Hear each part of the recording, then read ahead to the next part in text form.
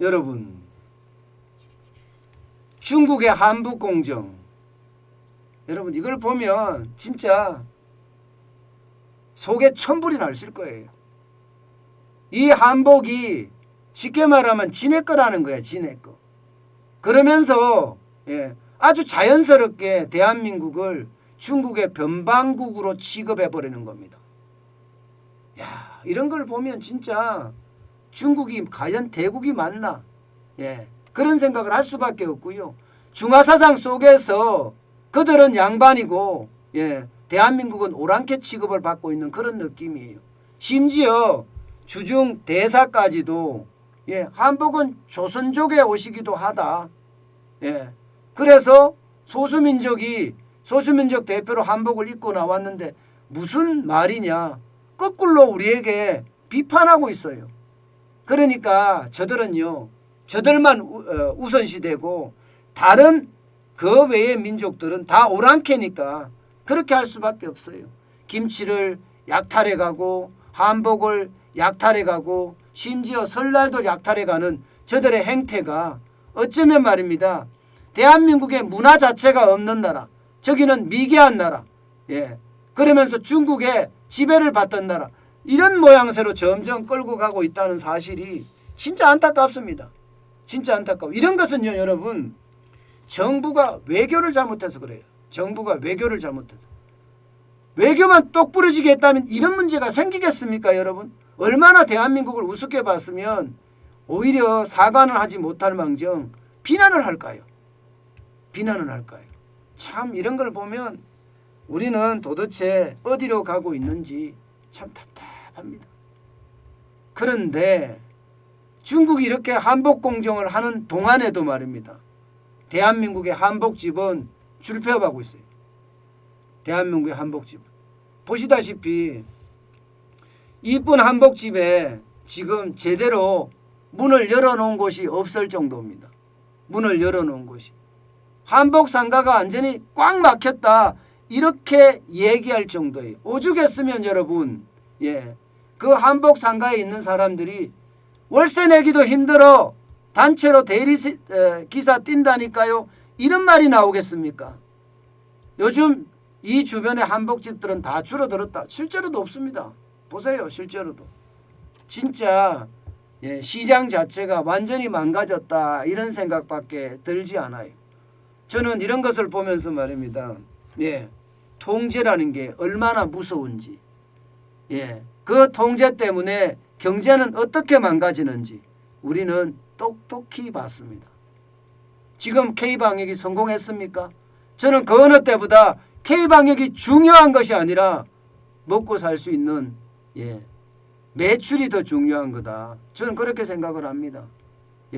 그 어느 때보다 자영업의 어떤 영업시간을 제한한다든가 그리고 거리 두기를 강화해서 사람들이 다니지 못하게 하는 것도 저는 큰 영향을 미쳤다고 봐요.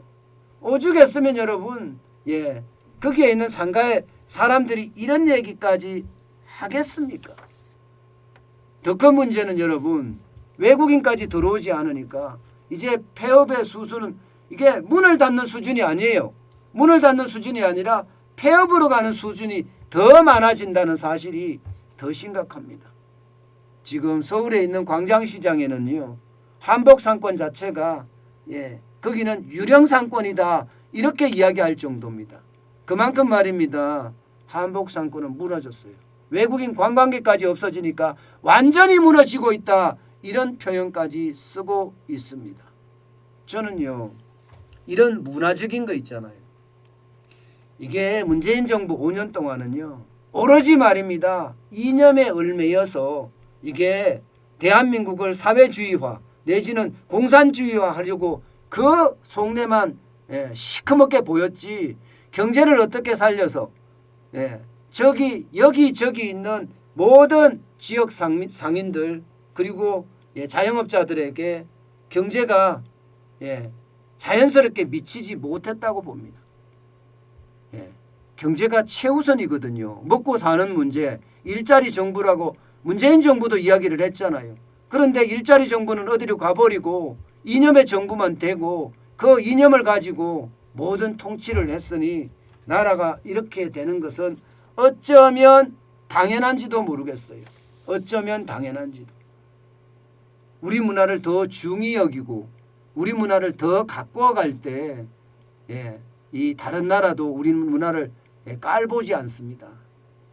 한복 공정을 하고 있는데도 문화관광체육부 장관인가요? 황희 장관은 단 한마디 언급도 없어요. 묵묵부답이에요. 묵묵부답. 이게 문재인 정부의 실상입니다.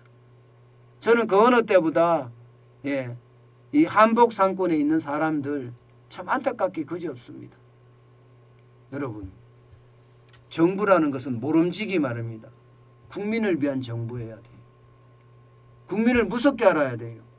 자기네 이념을 중심으로 해서 이념을 무섭게 하는 게 중요한 게 아니에요. 그것은요, 나라를 망치는 지름길이 되고 말았습니다. 지난 5년 동안 우리 경제 완전히 망가졌다. 저는 그렇게 평가합니다. 많은 사람들은 아니라고 해요. 뭐 수출이 얼마나 늘었는데 웃기는 소리 하고 앉았다 이렇게 이야기하지만 여러분 국가 부채 늘은 거 보세요. 국가 부채가 400조가 넘게 늘어났습니다. 어디 그뿐입니까? 기금들은 온전한가요? 고용보험기금은 지금 계속 적자잖아요. 적자. 하도 퍼주다 보니까요. 어디 그뿐입니까? 연금충당 부채는 또 얼마나 늘었습니까? 지금 대한민국은 경제를 제대로 돌보지 않는 바람에 부채 폭발이 일어난다고 이야기할 정도입니다. 저는 다음 정부가 누가 되든지 간에 경제가 우선시되는 그리고 일자리가 우선시되는 그런 대통령, 국민을 진짜 받들어 모시는 그런 대통령이 됐으면 좋겠습니다. 그러면 아마 이렇게 유령상권은 안 만들어질 거예요. 저는 그 어느 때보다 우리 국민을 생각하는 그런 대통령이 나왔으면 하는 바람입니다.